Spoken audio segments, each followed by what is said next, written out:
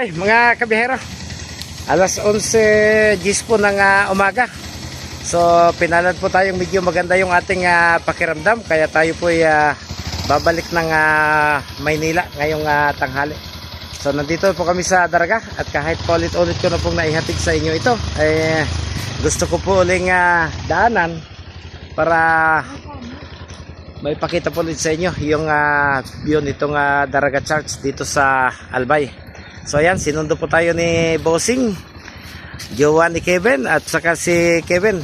So nagpasundo po tayo para just in case hindi maganda yung ating pakiramdam along the way, mayroon pong makakakita sa atin. Kaya lagi po silang nasa aking likuran, mga kabihero. So as usual, medyo nahihiya si Bulkang Mayon, mga kabihero. Halos mahigit kalahati po yung natatakpan patungo sa pinakang peak niya. Okay, tara. At babiyahin na po ulit tayo. Balik na tayo ng Maynila. Mga kabihero, pagkatapos po nating pumasyal muli doon sa simbahan po ng Daraga, ay dumaan po tayo dito sa bayan po ng Ginubatan. Isa po sa maunlad na bayan sa lalawigan po nitong Albay, mga kabihero. At tulad po ng dati, tayo po'y kumalap ng mga impormasyon upang habang pinapanood po natin yung video ng Ginubatan, ay maihatid ko po sa inyo yung mga impormasyon kung paano po ba ito naging isang ganap na bayan at kailan nagkaroon po ng malaking simbahang Katoliko sa lugar na ito, mga kabiyahero. Ang bayan daw po ito ay naitatag noong taong 1730 at nagpalipat-lipat ng lokasyon sa maraming pagkakataon hanggang taong 1818.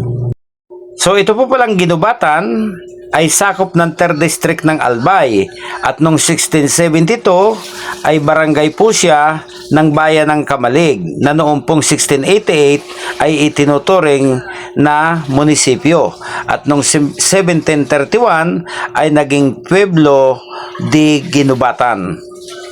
So napakaulan po, nandumating kami dito sa bayan po ng Ginubatan. So pumasok po kami rito sa Kabayanan dahil along the way ay nagkaroon po ng diferensya ang bearing ng isa sa 3 motorsiklong gamit namin, yung pong sa Bossing ni Kebs, dahil sumama po sa kanya. At humanap po kami ng mabibilhan ng pyesa at maaaring gumawa.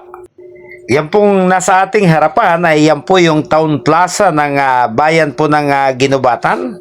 At yung pong building sa harapan, ayan, yung may 2 hagdan, yan naman po yung kanilang municipal town hall, mga kabiyahero. So dito po sa ating natisod na tala, ayon sa Google, ito po palang bayan ng Ginubatan ay dati pong sakop ng lalawigan ng Camarines Sur, mga kabiyahero. So yun po yung ating nabasa at bago rin po ito sa ating pandinig, mga kabihero. At nang malipat po sa lalawigan ng Albay, ito pong bayan ng Ginubatan ay naging kapalit naman po nito na naging bahagi naman daw ng Camarines Sur ay yung tinatawag na mga bayan sa Partido de Lagunoy.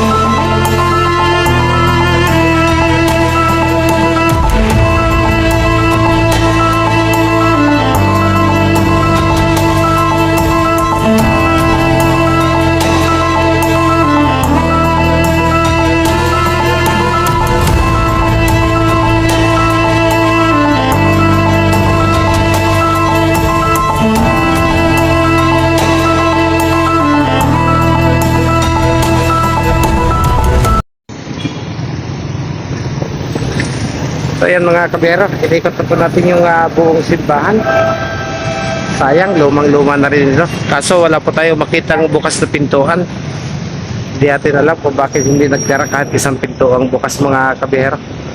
Wala rin po tayong matagpo ang historical marker para maihatid sa inyo yung kanyang kasaysayan. So ito po yung simbahan ng parang Our Lady of the Assumption Parish po ito dito po sa bayan ng Ginubatan na Albay mga kabiyahero.